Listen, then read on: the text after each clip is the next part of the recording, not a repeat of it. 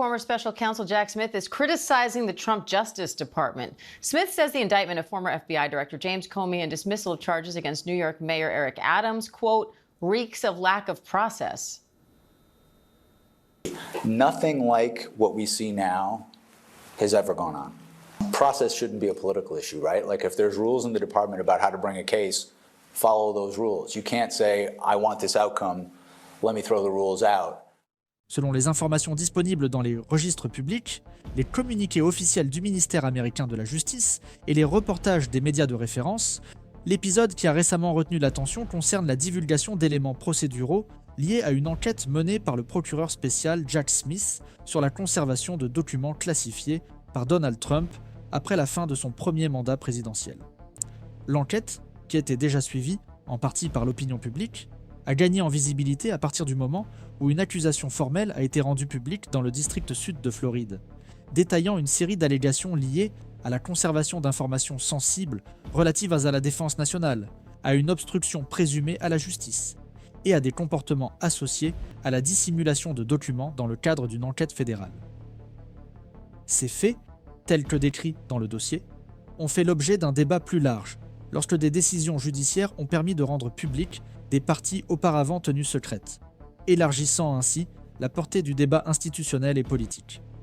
Le contexte dans lequel s'inscrivent ces événements est celui du fonctionnement ordinaire du système juridique américain, qui prévoit des mécanismes spécifiques pour traiter les enquêtes impliquant des présidents et d'autres responsables. La nomination d'un procureur spécial intervient, selon les règles du ministère de la Justice lui-même, dans des situations où il existe un conflit d'intérêts potentiel ou une grande sensibilité institutionnelle, précisément afin de préserver l'indépendance de l'enquête.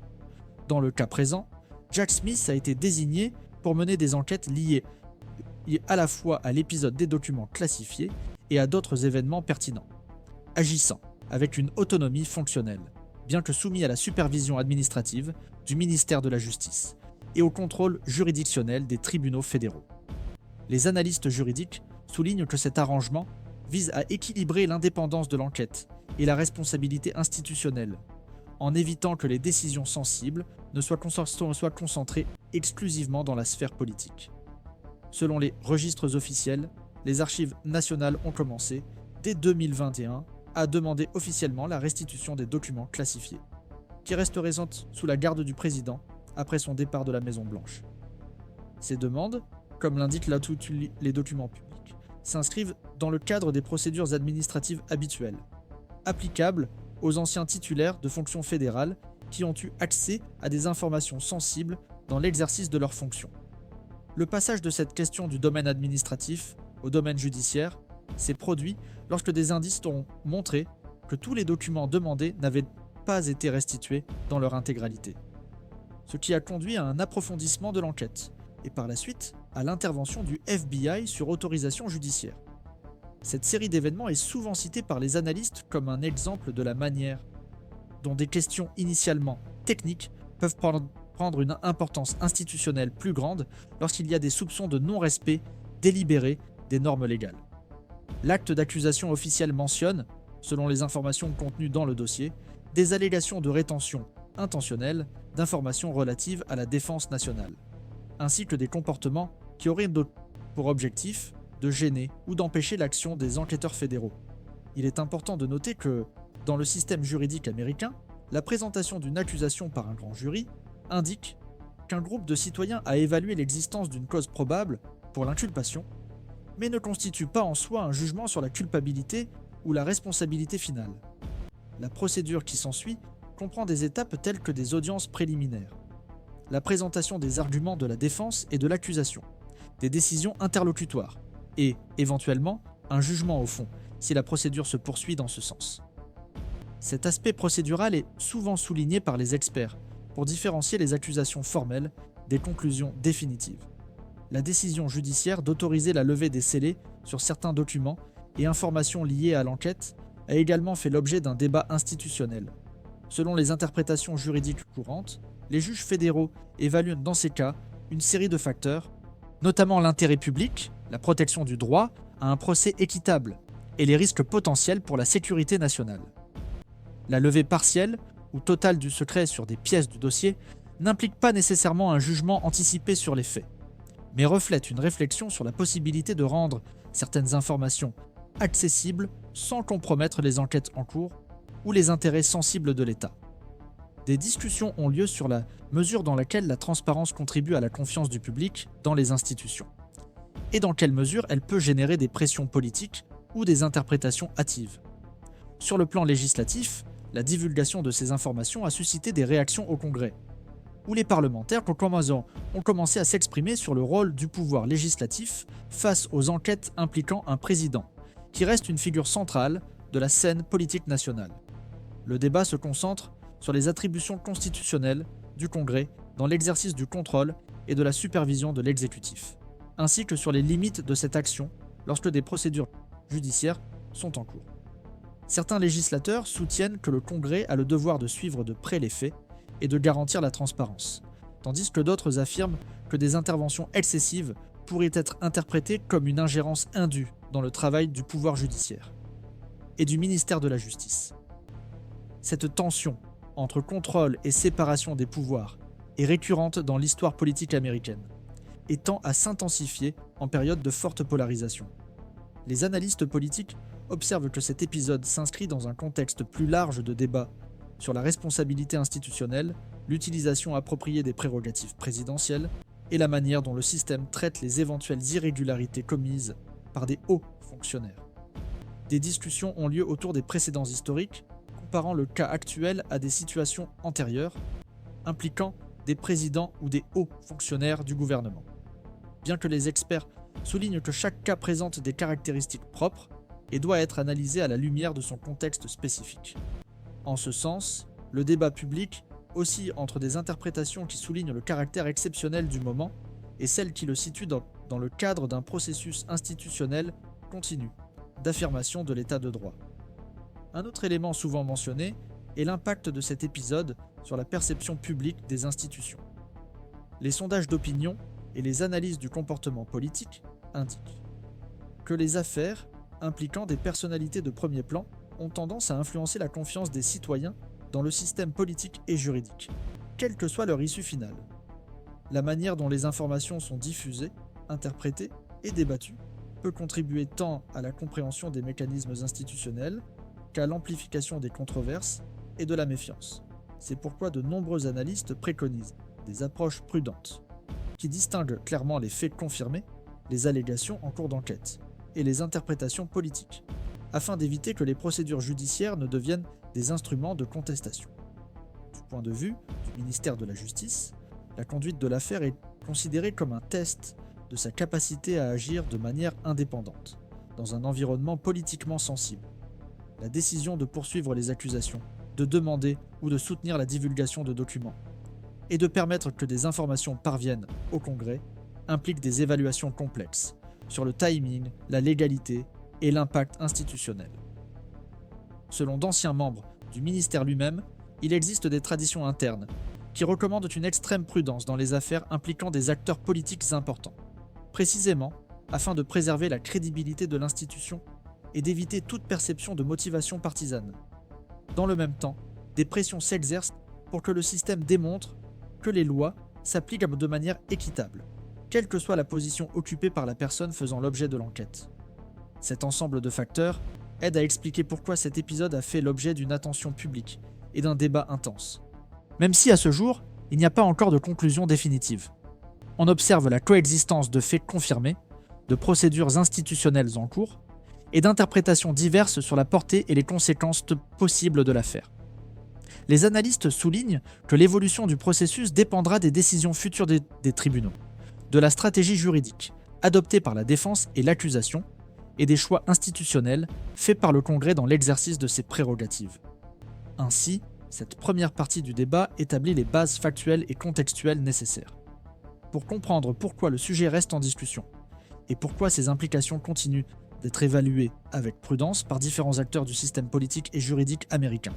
À partir du cadre initial, établi avec la divulgation des accusations formelles et la levée des scellés sur les parties pertinentes du dossier, le débat s'est déplacé de manière plus intense vers le plan institutionnel, notamment en ce qui concerne les réactions du Congrès, et les interprétations du rôle que chaque pouvoir de la République doit jouer face à des enquêtes criminelles impliquant un président.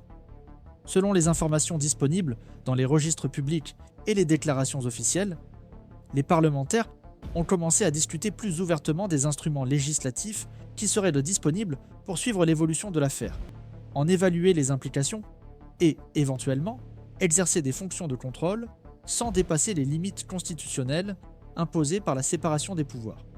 Ce mouvement ne s'est pas déroulé de manière uniforme, reflétant des divergences internes sur la stratégie, la prudence institutionnelle et les précédents historiques.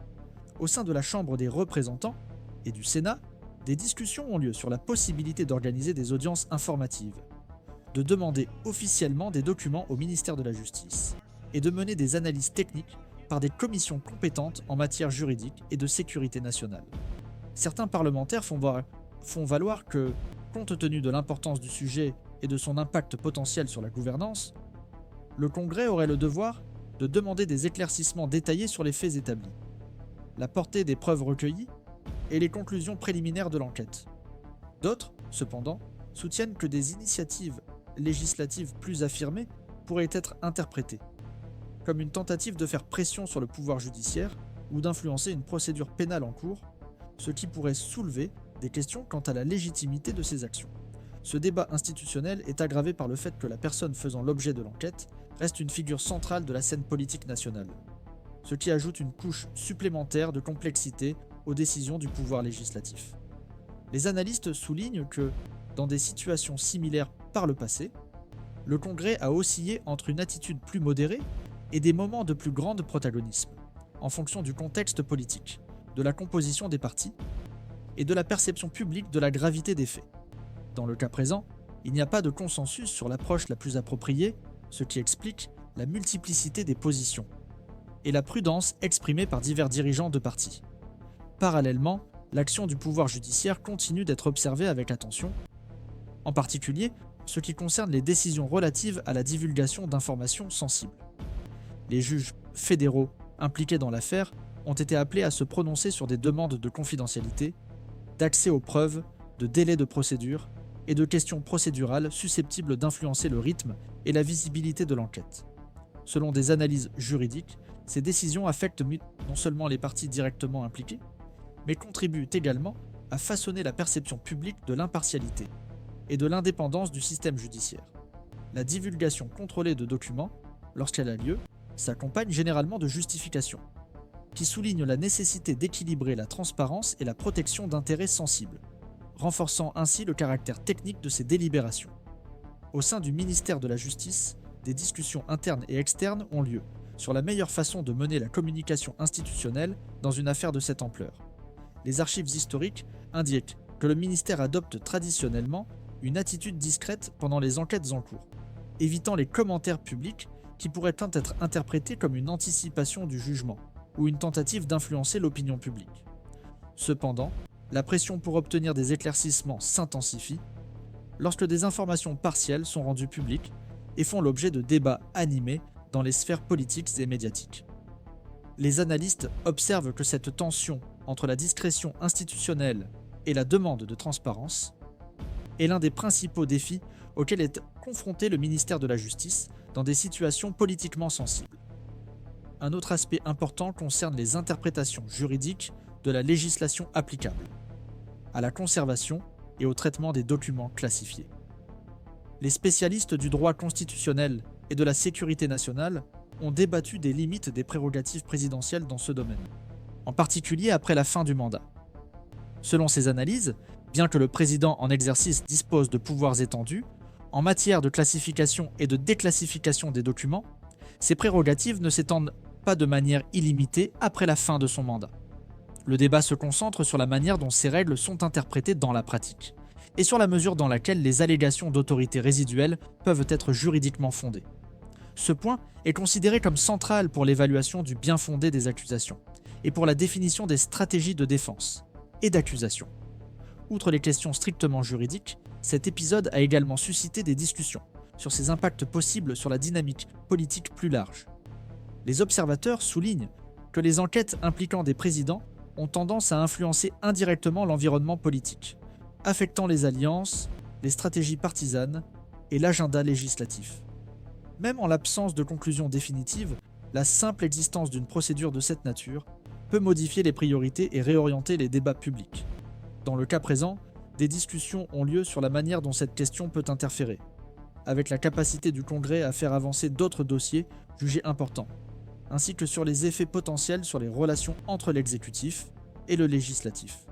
Les sondages d'opinion et les analyses du comportement électoral ont également été cités dans le débat, bien que les experts soulignent la difficulté d'établir des relations causales claires entre les événements judiciaires et les changements immédiats dans la perception du public. Néanmoins, il existe un consensus sur le fait que les événements très médiatisés, impliquant des personnalités politiques de premier plan, ont tendance à polariser les opinions et à renforcer les discours préexistants, ce qui exige une prudence supplémentaire dans la communication institutionnelle. C'est pourquoi certains analystes soutiennent que le Congrès et le ministère de la Justice devraient distinctement adopter une position qui mette l'accent sur les procédures, les normes et les principes, plutôt que sur les interprétations politiques ou les jugements anticipés. Dans le milieu universitaire, cette affaire a été utilisée comme sujet de réflexion sur la résilience des institutions démocratiques américaines et leur capacité à gérer les crises impliquant des hauts responsables. Des études comparatives mentionnent les expériences d'autres pays et de moments historiques distincts, soulignant que la manière dont les enquêtes de ce type sont menées peut avoir des effets durables sur la confiance dans les institutions. Cependant, ces études soulignent également que les systèmes démocratiques consolidés disposent généralement de mécanismes permettant d'absorber ce type de tension sans rupture brutale, à condition que les processus suivent des paramètres juridiques clairs et s'accompagnent d'une transparence responsable. Au fur et à mesure que le débat avance, il devient évident que cet épisode ne se limite pas à une controverse isolée, mais s'inscrit dans une discussion plus large sur la gouvernance, la responsabilité et le rôle des institutions, dans des contextes politiques très complexes. Selon différentes interprétations, l'enjeu n'est pas seulement le résultat d'un processus spécifique, mais la manière dont le système politique américain démontre sa capacité à relever des défis, impliquant des personnalités de premier plan, sans compromettre des principes fondamentaux, tels que le respect des procédures légales et la séparation des pouvoirs. Ce deuxième volet du débat permet donc d'approfondir la compréhension des tensions institutionnelles et des interprétations controversées, préparant le terrain pour l'analyse des implications futures possibles du possible, qui continue de faire l'objet d'une évaluation prudente de la part des analystes et des observateurs. L'analyse met l'accent sur les répercussions institutionnelles possibles à moyen et long terme liées à cet ensemble d'événements, en partant toujours du principe que les procédures sont toujours en cours, et qu'il n'existe, à ce jour, aucune conclusion définitive. Selon les évaluations d'experts en sciences politiques, en droit constitutionnel et en administration publique, les épisodes de cette nature ont généralement des effets qui dépassent le cas spécifique, influencent les routines institutionnelles, les comportements politiques et la forme même des relations entre les pouvoirs de l'État.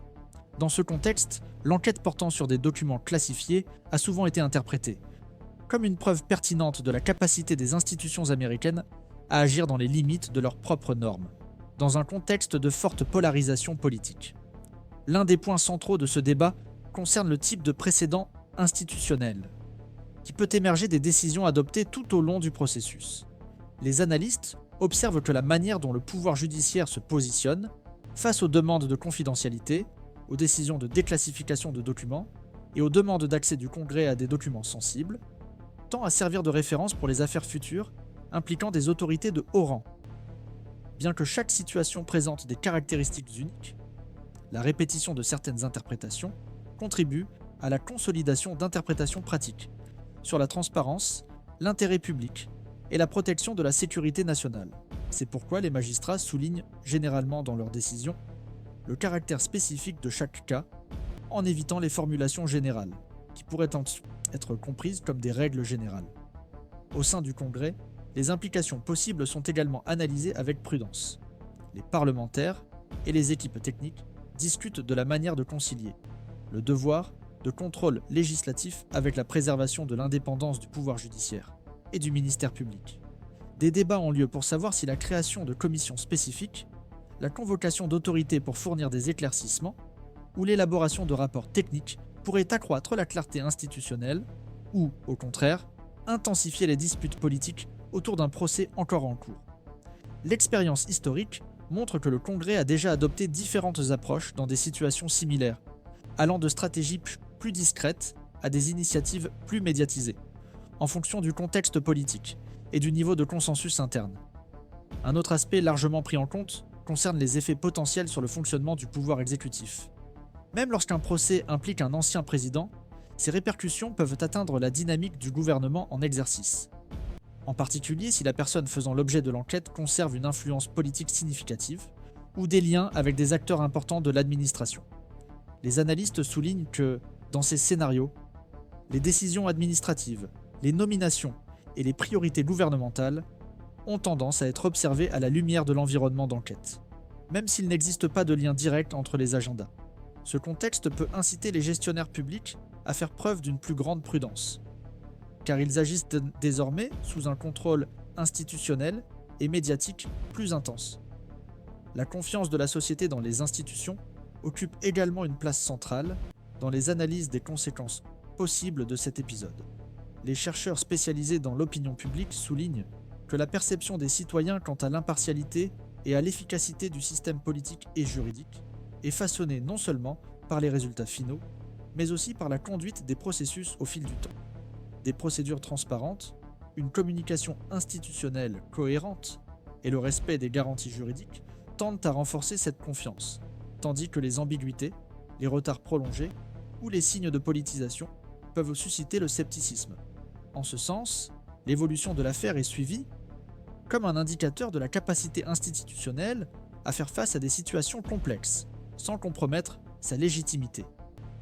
Des réflexions sont également menées sur la manière dont cet épisode pourrait influencer les futures réformes juridiques ou administratives, liées à la gestion des documents classifiés et aux mécanismes de transition entre les gouvernements. Les experts observent que les enquêtes très médiatisées stimulent souvent la révision des procédures internes, les audits, et l'adoption de protocoles plus stricts avant même toute décision judiciaire définitive. Ces changements se produisaient généralement de manière progressive, par le biais d'ajustements administratifs et de directives internes, reflétant les efforts visant à réduire les ambiguïtés normatives et à prévenir des controverses similaires à l'avenir. Dans le domaine universitaire, cette affaire est analysée dans le cadre d'un débat plus large, sur la responsabilité démocratique et les limites de l'état de droit dans les systèmes présidentiels. Des études comparatives indiquent que les démocraties consolidées sont confrontées à des défis récurrents lorsqu'il s'agit de la responsabilité des dirigeants élus, en particulier lorsque ces derniers conservent un soutien politique important après avoir quitté leurs fonctions. La manière dont ces défis sont relevés peut influencer la perception internationale de la stabilité institutionnelle du pays et de son adhésion aux principes démocratiques. Dans le même temps, les chercheurs mettent en garde contre le risque d'interprétation hâtive, soulignant que la résilience institutionnelle se manifeste dans la capacité à absorber les tensions sans ruptures abruptes. Un autre élément pris en compte dans les analyses est le rôle joué par les médias et le débat public dans la construction des récits autour de l'affaire. Bien que l'accent institutionnel soit mis sur les procédures formelles, la circulation d'interprétations diverses peut façonner les attentes et exercer une pression sur les acteurs impliqués. C'est pourquoi les observateurs défendent l'importance de distinguer clairement les faits avérés, les allégations encore en cours d'enquête et les positions politiques. Le maintien de cette distinction est considéré comme essentiel pour éviter que les procédures judiciaires ne soient perçues comme des instruments de dispute partisane, ce qui pourrait nuire à leur crédibilité.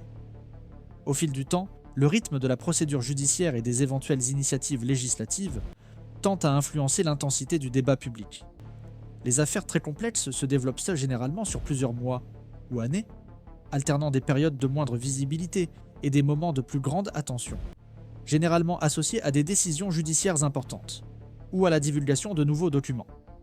Les analystes soulignent que cette dynamique exige de la patience institutionnelle et de la prudence analytique en évitant les évaluations définitives basées sur des étapes intermédiaires du processus.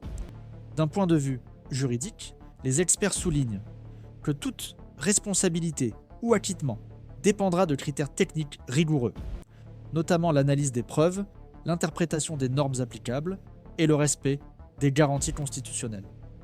Le fait qu'une affaire bénéficie d'une large couverture médiatique ne modifie pas ces paramètres. Même si cela peut intensifier l'examen minutieux de chaque décision prise en cours de route, ce point est souvent mentionné pour rappeler que le système juridique américain a été conçu pour fonctionner de manière délibérée, même sous la pression politique et médiatique. En résumé, cette lecture analytique s'éloigne des faits initiaux et se concentre sur les répercussions institutionnelles et systémiques possibles qui restent à évaluer. Ce que l'on observe est un processus en cours, suivi par divers acteurs et interprété à partir de multiples perspectives, toutes conditionnées par l'absence d'une issue définitive. Les implications potentielles concernent les précédents juridiques, les pratiques législatives, la dynamique du pouvoir exécutif et la confiance du public dans les institutions démocratiques. Dans ce contexte, les analystes soulignent que toute évaluation concluante dépendra de l'avancement des procédures formelles et des choix institutionnels qui restent à faire, laissant le débat ouvert et susceptible d'être révisé à mesure que de nouvelles informations seront intégrées au contexte.